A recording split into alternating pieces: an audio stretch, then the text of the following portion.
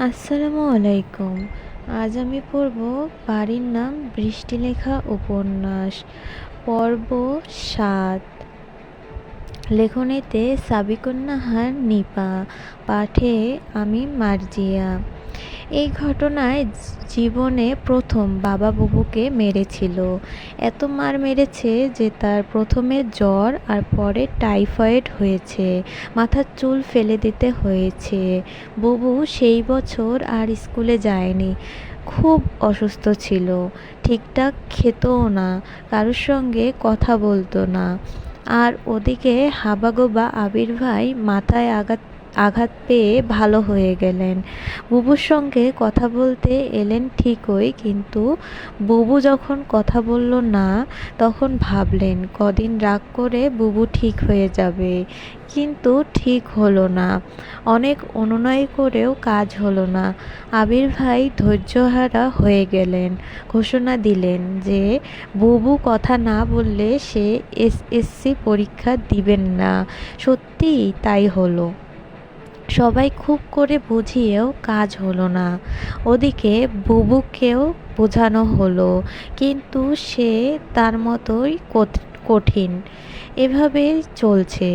আবির ভাই বাড়ি এসে আগে আমাদের বাড়ি আসে এক নজর বুবুকে দেখতে।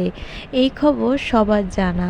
বাড়ির লোকের আপত্তি নেই আবির ভাইয়ের সঙ্গে বিয়ে দিতে, কিন্তু বুবু সাফ জানিয়ে দিয়েছে আত্মীয় বা পরিচিত কাউকে সে বিয়ে করবে না, কারণ এসব লোকেরা সম্মান দিতে জানে না।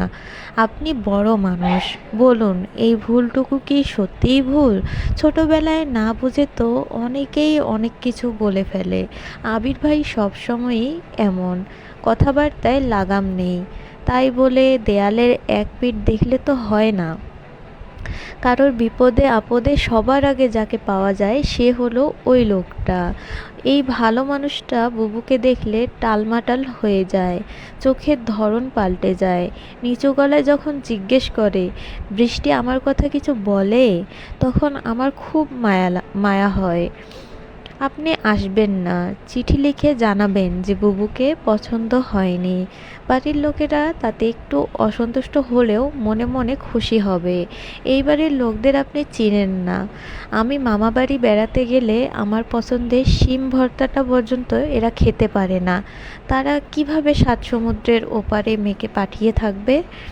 এরা নিজেরাই পাগল হয়ে যাবে। আপনি আমার অনুরোধ রাখলে আমি আপনার জন্য দোয়া করব। আমি বুবুর মতো এত গুছিয়ে লিখতে পারি না, কথা বেশি বলি, তাই চিঠিও বড়। আমার চিঠির জবাব দিবেন আর আমার কথা রাখবেন। ইতি।